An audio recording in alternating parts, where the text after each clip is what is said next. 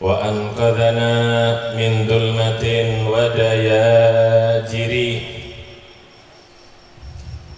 إلى نور إسلام وعلم وحكمة ويمن وسعادة وخير الأوامر. اللهم صل وسلم على سيدنا محمد الفاتح لما أغلق والخاتم لما سبق ناصر الحق بالحق والهادي إلى صراطك المستقيم وعلى آله وصحبه حق قدره ومقداره العظيم. صلاة تفتح لنا بها أبواب الرضا والتيسير وتغلق بها عنا أبواب الشر والتعسير. أما بعد. Hadratal Mukarramin, segenap para habaib, wabil khusus Al-Habib Abdurrahman bin Husain Asgaf, Al-Habib Abdurrahman bin Abdul Qadir Asgaf, segenap para alim ulama, para masyayikh, para sesepuh, wa fi muqaddimatihim Syekhuna Kiai Haj Idris Hamid yang mudah-mudahan diberi panjang umur oleh Allah Subhanahu wa taala, diberi kesehatan agar terus bisa membimbing kita ke jalannya baginda Rasul sallallahu alaihi wasallam. Segenap para alim ulama, para kiai yang hadir, yang tidak bisa kami sebutkan namanya satu persatu, yang mudah-mudahan diberi kesehatan oleh Allah Subhanahu wa taala, para hadirin pecinta baginda Nabi besar Muhammad sallallahu alaihi wasallam. Dikasih waktu 10 menit, iki wis 5 menit bisa. Alhamdulillah, kita bersyukur kepada Allah Subhanahu wa taala. Di malam hari ini kita dikumpulkan dalam satu majlis yang mulia, dalam satu perkumpulan yang insya Allah bersambung dengan perkumpulannya baginda Nabi besar Muhammad sallallahu alaihi wasallam. Bagaimana tidak, malam hari ini kita peringati haul daripada orang saleh, daripada orang tua kita, guru kita Kiai Haj Muhammad Sulhan Hasan dan guru beliau Kiai Haj Mustafa bin Salahuddin, yang mudah-mudahan keduanya diangkat derajatnya oleh Allah Subhanahu wa taala, dikumpulkan dengan baginda Nabi besar Muhammad sallallahu alaihi wasallam. Hadirin yang dirahmati oleh Allah Subhanahu wa taala, kita lihat zaman ini penuh dengan fitnah, baik fitnah dalam agama, fitnah urusan dunia, sehingga tidak ada jalan keluar, tempat untuk menyelamatkan diri kita kecuali berkumpul dengan orang-orang soleh, duduk dengan orang soleh, cinta dengan mereka orang-orang soleh. Bagaimana tidak, mereka orang-orang soleh, orang-orang yang dekat dengan Allah Subhanahu wa taala, orang-orang yang hidupnya digunakan untuk beribadah kepada Allah Subhanahu wa taala. Sehingga dengan berkumpul kita dengan mereka, duduk dengan mereka, disitulah tempat keselamatan daripada fitnah-fitnah yang ada di dunia. Disitulah tempat kita untuk menyelamatkan daripada akidah kita, menyelamatkan daripada anak-anak kita daripada fitnah-fitnah yang menggerus daripada agama kita, menggerus daripada akidah kita, yang menjauhkan kita dari Allah dan baginda Nabi besar Muhammad sallallahu alaihi wasallam. Sehingga patut bersyukur bagi kita malam hari ini dikumpulkan dengan orang-orang saleh. Bagaimana tidak, Al-Imam Syafi'i sendiri mengatakan, uhibbus salihina walastu minhum.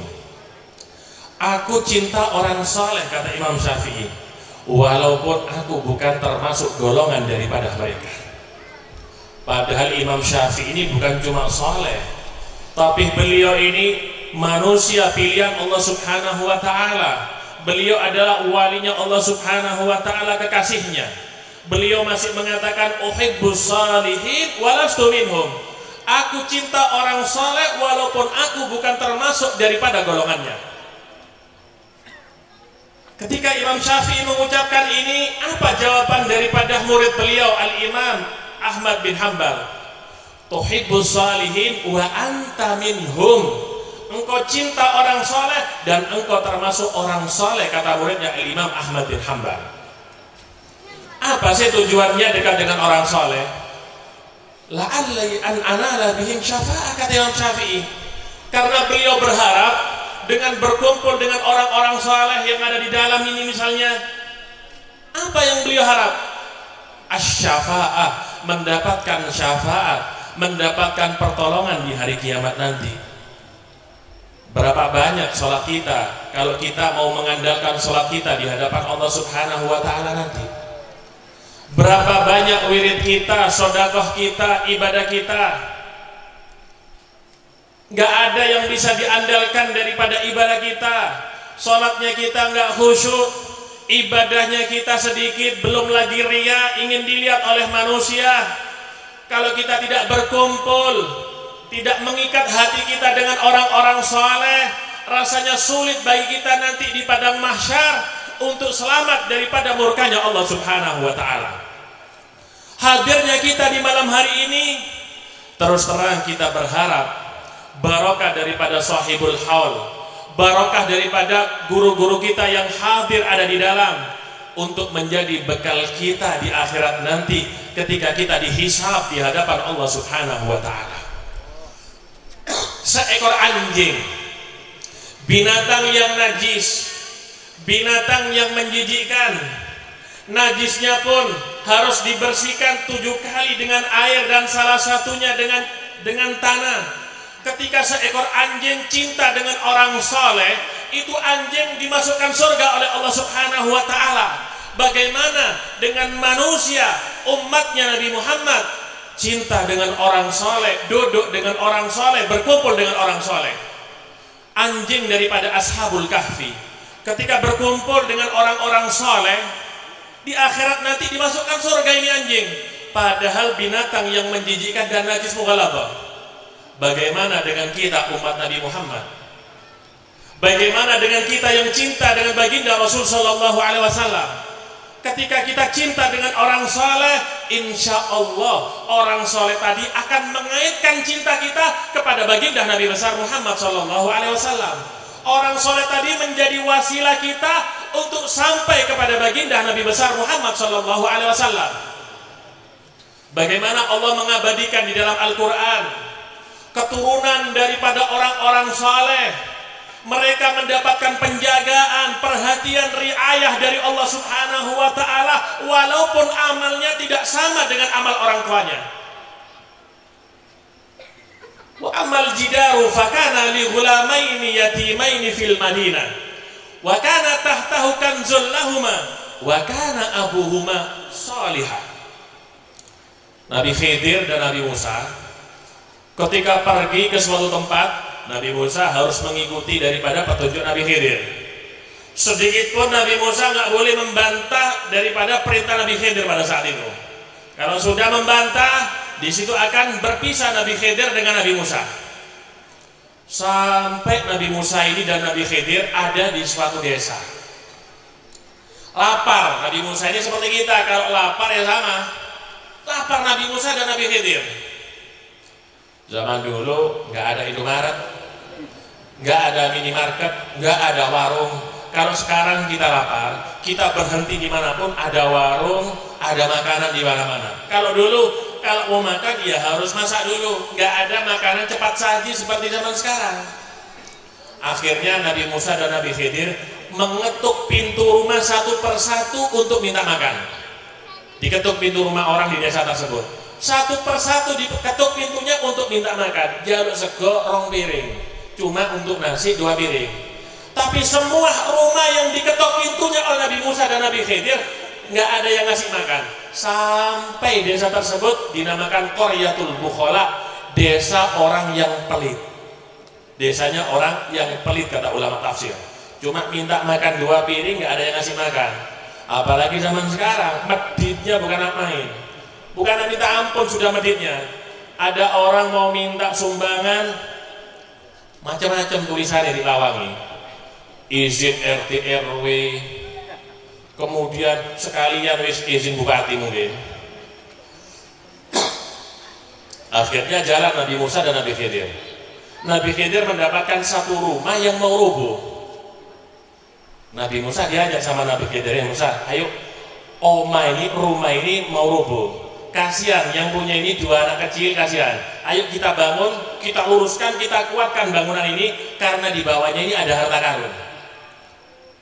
Jadi Nabi Musa, kita minta makan nggak dikasih, kok mau bangun rumahnya orang ini loh, kata Nabi Musa. Minta makan loh nggak dikasih. Tapi karena perjanjian dari sebelumnya Nabi Musa nggak boleh bantah, akhirnya ikut. Dibangun itu rumah. Sekelas Nabi Musa, Nabi Khidir, yang tugasnya itu berdakwah, yang tugasnya itu menyebarkan daripada syariatnya Allah Subhanahu wa Ta'ala. Nabi Musa ngudek lolo, tuh mon sampeyan Nabi ngudek lolo. Kiai ngudek lolo ndak ono. Ngudek lolo. Soalnya bangun omah sing kate rubuh, ngudek lolo. Kemudian pasirnya, batunya diudek semuanya. Jadi nukang ya Nabi Musa. Sampai rumah itu berdiri kokoh. Karena apa di sini? Padahal Nabi Musa dengan kedua anak daripada orang soleh cucunya ini nggak ada hubungan apa-apa. Tapi Nabi Musa yang selevel Nabi Ulul Azmi, Rasulul Azmi, selevel daripada Nabi Khidir, karena orang soleh, kakek daripada kedua anak tersebut, diperintahkan oleh Allah Nabi Musa dan Nabi Khidir untuk menjaga daripada harta keduanya. Wa kana abuhuma salihan.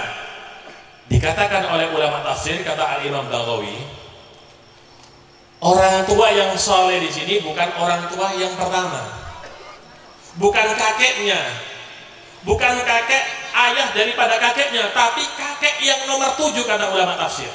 Kakek yang nomor 7. Kakek yang nomor 7 ini bukan umatnya Nabi Musa. Yang nomor 6 juga sama, bukan umatnya Nabi Musa.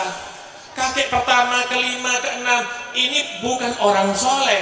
Yang soleh adalah kakek yang nomor 7. Karena kesolehan kakek yang nomor 7, akhirnya barokah kesolehan tersebut kepada anaknya, yang kepada cucunya yang nomor 7, sampai Allah Subhanahu wa Ta'ala memerintahkan Nabi Musa dan Nabi Khidir untuk menjaga daripada harta warisan dengan membangun rumah yang kokoh untuk keduanya. Lihat Al-Imam Hafidz Abu Zar'ah. Hafidz Abu Zar'ah, seorang ulama hadis, ulama fikih yang hebat. Apa wasiat beliau sebelum meninggal? Beliau pesan sama murid-muridnya, nanti kalau aku meninggal, kuburkan aku di pemakaman daripada Al-Imam Ali Ar-Ridho, kuburkan aku di belakang pintu gerbang pemakamannya, tulis di nisan atau patokanku, wa kalbuhum basitun dira'aihi bil wasid.